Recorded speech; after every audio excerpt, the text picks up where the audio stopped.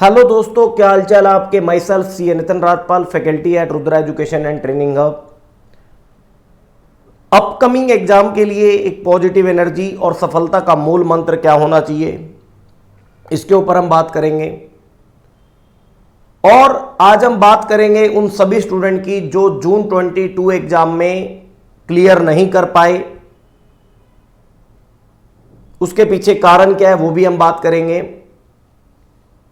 जो online exam में mismanagement थी वो अब साइड कर दें, क्योंकि नेक्स्ट एग्जाम ऑफलाइन है, इसके अंदर किसी भी तरह की कोई प्रॉब्लम नहीं होने वाली, ये गारंटी है। पुराने एग्जाम तो इन्होंने कैसे कंडक्ट किए नहीं किए वो तो एक मिसमैनेजमेंट का अड्डा था, ये सबको पता है। लेकिन अब आगे के लिए सीरियस होना आपको बहुत जरूरी है। अगर आप अभी सीरियस नहीं हुए तो नेक्स्ट अटेम्प्ट भी ऐसे आपके निकल जाएंगे, तो देन आपके लिए ये बहुत सही नहीं होगा। और आज हम स्टूडेंट वो की बात करेंगे जो क्लियर नहीं कर पाए। आइए पहले एक बार मैं आपको आपका रिजल्ट एनालिसिस दिखाता हूं। आइए मैं आपको पहले आपका रिजल्ट एनालिसिस दिखाता हूं दोस्तों। ये देखिए सर, इंटर के अंदर एज पर इंस्टीट्यूट कहता है 21,911 ने एग्जाम दी और 2800 लगभग 2900 के आसपास स्टूडेंट पास हुए हैं बस। तो कहने का मतलब दोस्तों ग्रुप 1 इंटर के अंदर लगभग 19,000 स्टूडेंट के आसपास फेल है। 12,000 समथिंग में से 2800 के आसपास ही केवल पास हुए हैं। तो एक तरीके से मैं कह सकता हूं अप्रोक्स 9,000 के आसपास या 9,500 के आसपास यहां पर भी फेल है, और 10,000 में से 2,500 के आसपास, तो 8,000 के आसपास यहां भी फेल है जी। टोटल फेल स्टूडेंट की अगर हम बात करें तो 36,000 के आसपास यहां पर स्टूडेंट फेल है एज पर इंस्टीट्यूट। क्या गलती रही होगी इन स्टूडेंट की हम बात करेंगे, क्या गलती रही होगी इन स्टूडेंट की हम बात करेंगे। फाइनल में जी, फाइनल में लगभग 15-16,000 17,000 बच्चों ने एग्जाम दिया, और उसमें से 2500 के आसपास, तो 15-16,000 स्टूडेंट यहां भी 14-15,000 स्टूडेंट यहां भी फेल है जी। तो लगभग टोटल अप्रोक्स अगर हम बात करें, टोटल अप्रोक्स हम बात करें तो 50,000 स्टूडेंट अप्रोक्स फेल्ड है जी, जिनका क्लियर जून 22 एग्जाम नहीं हुआ।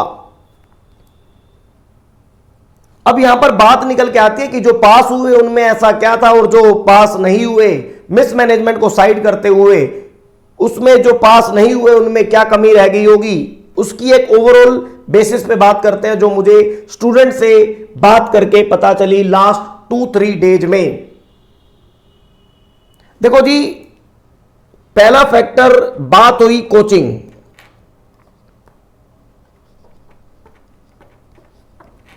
क्योंकि कोचिंग एक मेन फैक्टर है स्टूडेंट की एग्जाम सक्सेस और अनसक्सेस स्टोरी में। अब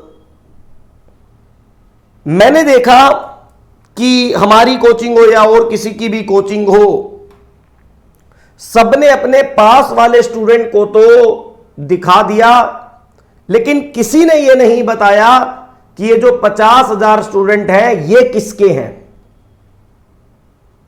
ये जो 50,000 स्टूडेंट फेल हुए हैं ये किस कोचिंग के हैं। रुद्रा एजुकेशन के हैं, XYZ FG पता नहीं, बहुत सारी कोचिंग है जिसका आप नाम जानते हैं। किसके हैं ये 50,000 स्टूडेंट। हमने भी अपना पास वाला रिजल्ट दिखाया, और ये सच्चाई है, ये सच्चाई है दोस्तों। क्योंकि मैं जो भी बात करता हूं सीधी करता हूं, चाहे वो मेरे लिए सही हो या आपके लिए सही हो, या मेरे लिए खराब हो या आपके लिए खराब हो। जो सही है मैं उसकी बात करूंगा, जो सच्चाई है मैं उसकी बात करूंगा। मैं आपसे एक प्रश्न पूछना चाहता हूं कि ये जो 50,000 स्टूडेंट फेल हुए हैं, क्या इन्होंने कोचिंग ली होगी या नहीं ली होगी। मैं कहता हूं 10% सेल्फ स्टडी वाले हैं। 45,000 कंफर्म कह सकता हूं कहीं ना कहीं से कोचिंग ली होगी। पक्का ली होगी और ये फेल हुए हैं। अगर कोचिंग 100% सफलता का मूल मंत्र होती तो ये सारे पास होते, ये फेल हुए हैं। तो एक बात सभी से जो बात करके निकल के आई कि कोचिंग 100% सफलता का मूल मंत्र नहीं है। कोचिंग बस एक रास्ता है जो आपको आपकी मंजिल और एग्जाम की सक्सेस स्टोरी तक पहुंचा सकता है।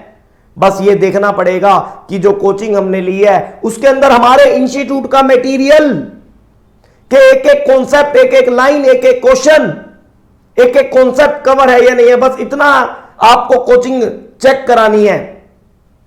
अगर वो सारी चीजें कवर है और आपको समझ आ रही है, आप इंस्टीट्यूट के क्वेश्चन सोल्व कर पा रहे हो, तो कोचिंग का काम हो गया। इससे ज्यादा कोचिंग का काम नहीं है। कईयों ने तो इस 45,000 स्टूडेंट ने 10,000, 15,000, 8,000, 7,000 पर पेपर फी पे करके कोचिंग ली होगी, फिर भी फेल हुए हैं। मैं गारंटी लेता हूं। कोई महान से महान 10, 15, 20,000 वाला भी टीचर हो, वहां भी फेल हुए हैं स्टूडेंट। और हमारी तो लास्ट टाइम में केवल 2,500 फीस थी, अब 3,000 है। हमारे भी स्टूडेंट फेल हुए हैं, लेकिन उसी 2,500, 3,000 कोचिंग से स्टडी करके स्टूडेंट रैंक भी लाए हैं, ग्रुप 3 भी कंप्लीट हुए हैं, बॉब ग्रुप भी कंप्लीट हुए हैं, एग्जामिशन तो भरी पड़ी है। और कई स्टूडेंट तो कह रहे हैं सर हम तो आपकी कोचिंग की वजह से 60-65 नंबर एक पेपर में ले आए और हमारा ग्रुप निकल गया। तो दैट मीन्स अगर स्टूडेंट पास हो रहा है 2,500, 3,000 वाली क्लासेज पढ़ के और 10-15,000 वाली क्लासेज पढ़ के भी पास हो रहा है, रैंक भी ला रहा है, तो दैट मीन्स ये हुआ कि कोचिंग की फी और कोचिंग 100% मैटर नहीं करती कि आपने हायर फी वाले से कोचिंग ली 100% आप पास हो जाएंगे, इम्पॉसिबल। तो कोचिंग एक निकल के आता है, रास्ता है, आपको चलना पड़ेगा। कोचिंग 100% सफलता का मूल मंत्र नहीं है, नहीं है दोस्तों। तो सर जो पास हुए हैं उनके अंदर मुझे क्या देखने को मिला, और जो फेल हुए हैं उनके अंदर कुछ कमी रही होगी, मिस मैनेजमेंट को साइड करते हुए, क्योंकि आने वाले एग्जाम में मिस मैनेजमेंट नहीं होगी। मैं कह रहा हूं दोस्तों, पढ़ाई करना। सर तो क्या है सफलता का मूल मंत्र, क्या है रूल फॉर सक्सेस? सफलता का मूल मंत्र क्या है? सफलता का मूल मंत्र क्या है? मैंने बहुत सारे स्टूडेंट से बात करी, बहुत सारे स्टूडेंट ऐसे थे जिनका इंटर 2015-16 में क्वालिफाई हुआ, इस बार बहुत ग्रुप क्वालिफाई किया। उन्होंने कहा सर हमने आपकी लोअर फी और अफोर्डेबल क्लासेज के बारे में जब पता लगा तो हमारे अंदर भी एक हिम्मत आई कि चल एक बार दोबारा तैयारी करते, और बहुत ग्रुप उन्होंने क्वालिफाई किया। सर हर कोई, ये लाइन मेरी बात समझना, हर कोई 8,000, 10,000, 12,000, 15,000 पर पेपर पे नहीं कर सकता। बहुत सारे इंडिया में धनी लोग हैं जो पे कर सकते हैं, लेकिन फिर कहना चाहता हूं जो स्टूडेंट पे नहीं कर सकते उनको घबराने की जरूरत नहीं है, हम अवेलेबल हैं यार।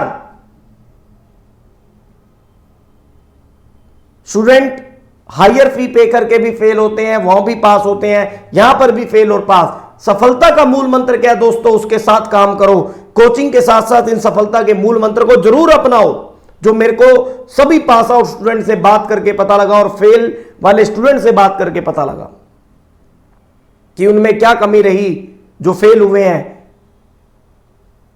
सुनिएगा, सबसे पहली बात जो निकल के आई दोस्तों कि आपको अगर एग्जाम 100% पास करना है तो सबसे पहली बात आपको अपनी लाइफ में, अपने जीवन में और अपने एग्जाम के प्रति डिसिप्लिन होना पड़ेगा। अनुशासन अपने जीवन के अंदर लाना पड़ेगा। यह नहीं कि दोस्त ने कहा चल बेटा मूवी देखने चलते हैं, चल दिए, चल पार्टी करने चलते हैं, चल दिए, घर वालों ने कहा बुआ की या कोई भी शादी फंक्शन है अटेंड करने, छोड़ना पड़ेगा यार। अपने एग्जाम के प्रति, किताबों के प्रति सीरियस होना पड़ेगा। एटलीस्ट एग्जाम पास होने तक फोकस करना पड़ेगा।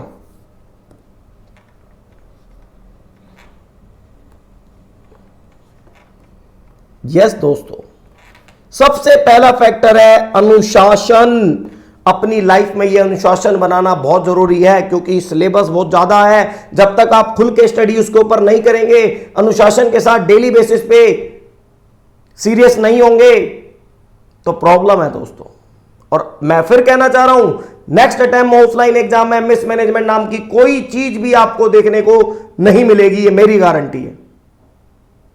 क्योंकि अब सारा की सारा कंट्रोल इंस्टीट्यूट के पास है, वो तुरंत सब कुछ पहले की तरह कर देगा। ये तो ऑनलाइन का रट लगाने वाले कुछ लोगों ने लास्ट के 3 अटेम्प्ट का बंटा धार कर दिया था। सर दूसरी बात, डिसिप्लिन के साथ साथ दूसरी बात जो निकल के आती है कि आपकी कोचिंग में जो पढ़ाया गया उसका रिवीजन, उसको दोहराना, केवल दोहराना नहीं, कंसिस्टेंसी।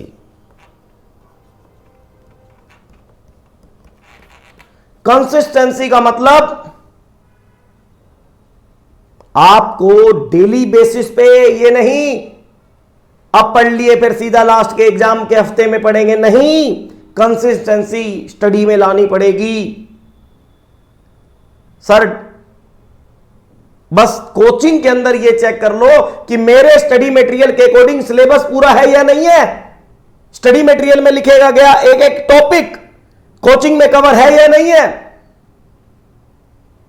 इंपॉर्टेंट,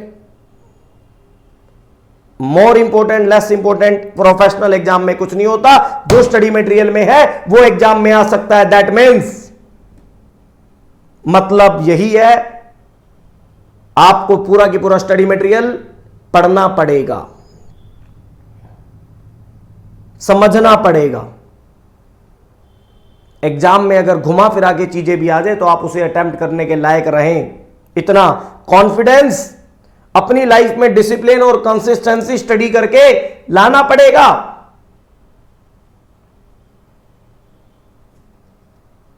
ये दोनों की दोनों चीजें फॉर स्टडी करना पड़ेगा दोस्तों। बस अपने एग्जाम के प्रति सीरियस हो जाओ और स्टडी कंटिन्यू वे में करते जाओ, कंटिन्यू वे में करते जाओ और स्टडी मटेरियल से मैच करते जाओ। बस ये दो ही चीजें अगर आप अपनी लाइफ में अपना लेंगे, मैं दिल से कह रहा हूं, मैं दिल से कह रहा हूं,